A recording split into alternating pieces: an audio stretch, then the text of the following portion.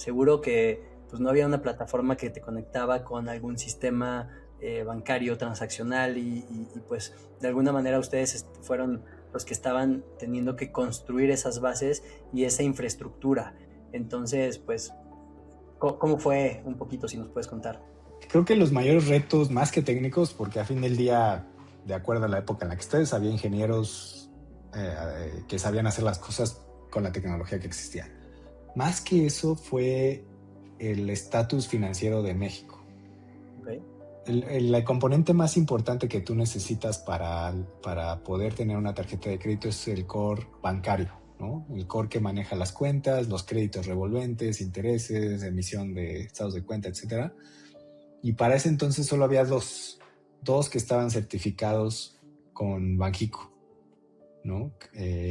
Y era mucho decir porque estaban certificados, pero a veces jalaban, a veces tenían caídas, ¿no? Entonces nos vamos con el menos peor en el sentido de que en ese entonces no sabíamos nada, pero la empresa toma una muy buena decisión y contrata a Juan Villaseñor, que sigue trabajando en Story, tiene un conocimiento muy profundo del sistema bancario, y él fue el que nos ayuda a decidir este core transaccional es el que mejor trabaja, ¿no? Aparte de que trabajaba en España para grandes bancos, pero en México todavía no estaba muy integrado, ¿no? Entonces seleccionamos al core transaccional y te empiezas a dar cuenta de fallas, de legacy. El legacy es una gran barrera tecnológica, eso sí, porque esta empresa trabajaba con COBOL, inclusive algunos procesos. COBOL es un lenguaje de programación de hace 70 años, ¿no? Pero que hay procesos bancarios en México que siguen trabajando con COBOL. Y nosotros ya estábamos en API REST, en microservicios API REST, y no podíamos consumir sus servicios, ¿no? Y teníamos que hacerlo a través de procesos bueno, pues hay que traducir, hay que hacer, ¿no? Hacer capas intermedias. Ese fue el gran reto de decir, aquí está lo que necesitas, pero se come con tenedor y tú tienes una cuchara. Entonces, hay que adaptarse.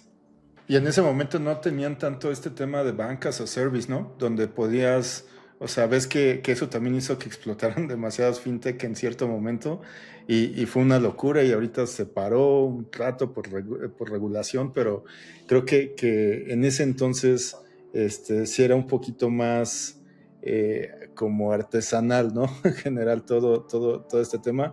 No era tanto un plug and play que dijeras, oye, ya hay un bank as a service, vámonos, es un estilo white label, vamos a meterlo bajo nuestra estructura, listo.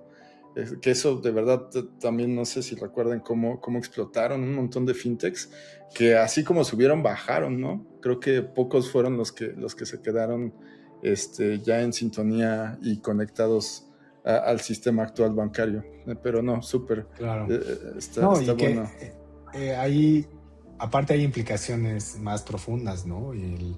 Una cosa es la barrera tecnológica, que a fin del día, con un poco de tiempo y dedicación, lo logras y lanzas algo, pero que es un mercado que requiere mucho capital, muchísimo capital, y que México solo está, después de Brasil, en los países con mayor cartera vencida. Lamentablemente la gente en México no paga, ¿no? Exacto.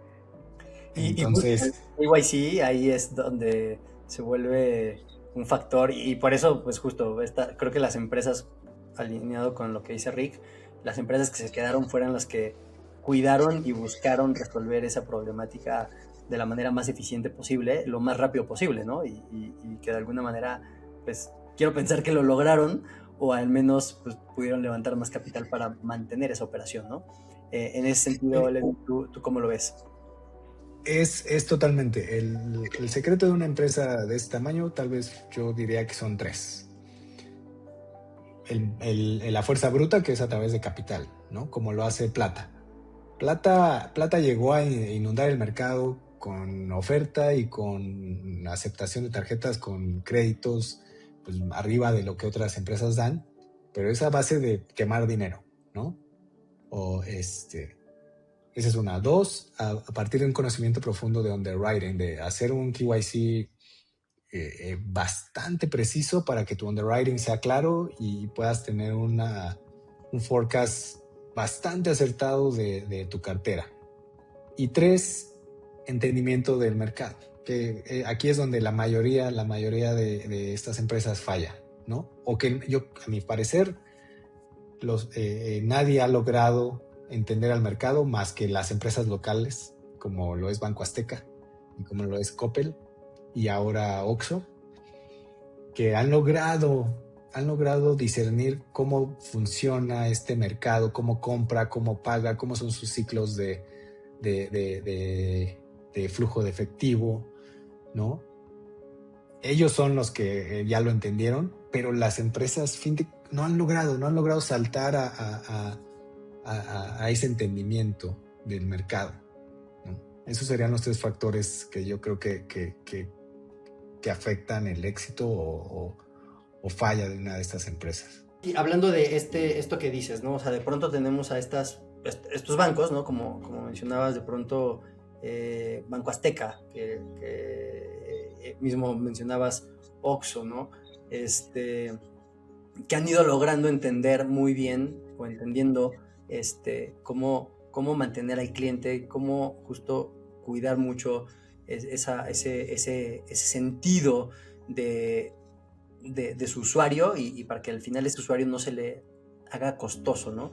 Entonces, para generar ese crecimiento y esa retención de alguna manera, pues cuáles son como estas primeras barreras con las que se encuentran, ¿no? Porque, por ejemplo, en algún momento yo estuve en una empresa de microseguros, ¿no? Y todo con base tecnológica, ¿no? Una InsurTech. Y básicamente uno de nuestros principales problemas era precisamente el riesgo y el fraude. Entonces, pues de pronto te das cuenta que le entregas un producto bonito, a lo mejor fácil de utilizar, que nadie les había dado un seguro antes y no era fácil tener un seguro y de pronto les das este producto padre, ¿no? En tu caso, pues Story les está dando una tarjeta de crédito y estás confiando en el usuario para que pueda tener acceso a crédito, ¿no? ¡Qué maravilla! Y de pronto te das cuenta que tu usuario, con el cual tú estás pensando que les estás ayudando y estás democratizando el sistema financiero y les estás dando un instrumento que nunca habían tenido acceso para que pues justo puedas mejorar su situación a la mejor de vida, viéndolo esto obviamente desde el lado romántico, de pronto pues te das cuenta que no te paga, ¿no? Y dice, me vale, ¿no? Y saco la tarjeta y no la voy a volver a pagar y a lo mejor inclusive entraron a un sistema de justo cartera vencida y alguien les marcaba para decir, oye, tienes que pagar y ya no están en el teléfono. ¿Cómo te enfrentas a eso y cómo reaccionas para que justo, si no es con fuerza bruta, llámese lo que dijiste ahorita, a billetazos, de una manera muy inteligente le das la vuelta para que precisamente no se vuelva una pérdida insostenible? Es lo que habíamos mencionado, KYC, ¿no? Underwriting, que el underwriting es este proceso de a través de este conocimiento de tu cliente, haces un perfil de él, ¿no? Ese es el mayor secreto. ¿Y cómo lo traduces a líneas de crédito, a productos que le ofreces y customer experience, ¿no? Y si tuviera que listar algunos factores, creo que el primero sería conveniencia. O sea, si algo le importa al mexicano de este segmento, claro, aparte aquí hay un paréntesis muy importante. Cuando hablamos de fintechs y de productos financieros, siempre hay que entender a qué segmento le están apuntando cada uno. No es lo mismo el segmento que está atendiendo Story al segmento que está atendiendo Revolut. Es muy diferente, ¿no? Entonces, si nos enfocamos a las fintech que se han querido enfocar al segmento subprime, que en México es el 70% de la población, ¿no? Es la conveniencia. La conveniencia les importa demasiado. Por eso Oxxo es lo que es, por eso Electra es lo que es, porque es conveniente ir a comprar ahí, está cerca y me ofrecen facilidades de pago, ¿no? Este segmento no tiene ahorros, este segmento no piensa no planea financieramente, ellos viven al día. Entonces tú le ofreces una conveniencia y eres oportuno en el momento en el que tienen dinero, puedes tener una oportunidad, ¿no? Entonces, pero ¿cómo se traduce en el ciclo completo de una tarjeta de crédito, por ejemplo? ¿No? Número uno, el límite de crédito. El límite de crédito que le das tiene que ser acorde al nivel de ingreso que tiene esta persona. Y el salario promedio del segmento al que atienden, pues está en un rango bajo, ¿no? Entonces tienes que pensar en cuánto le das, aunque se quejen. La mayor queja que vas a escuchar de estos productos es Story dan unos créditos muy bajos, por ejemplo, ¿no? O otras empresas, es que dan créditos muy bajos. La respuesta rápida, que a veces el cliente no se da cuenta, es que no puedes manejar créditos más altos. Si te doy créditos más altos, te vas a endeudar, ¿no? No hay una educación financiera. Entonces, número uno, les das el crédito que ellos pueden manejar. Dos, el tema de lo que te decía que tienes que ser oportuno. Debes de aprender cuándo recibe la gente dinero en México. En México no es como, pago, todo el mundo cobra al mes o a la quincena, ¿no? En el sector puede ser diario, puede ser semanal. Tienes que aprender cuándo ellos reciben dinero y ser el primer actor que está en su realidad, ¿no? Oye, acuérdate que debes aquí tu mensualidad, el pago mínimo. Y si eres oportuno, adecuado, te va a pagar. La prueba está en que en un proceso de collections, gente que entra a retraso, es decir, no paga el día del límite de pago, sino el siguiente, de todos los que pasan a un DQ, el 75% te va a pagar cuando le recuerdas, ¿no? Porque la gente no tiene una conciencia de, tengo que tener un recordatorio para pagar mi tarjeta de crédito, o no la domicilio porque ni siquiera tengo una cuenta de débito.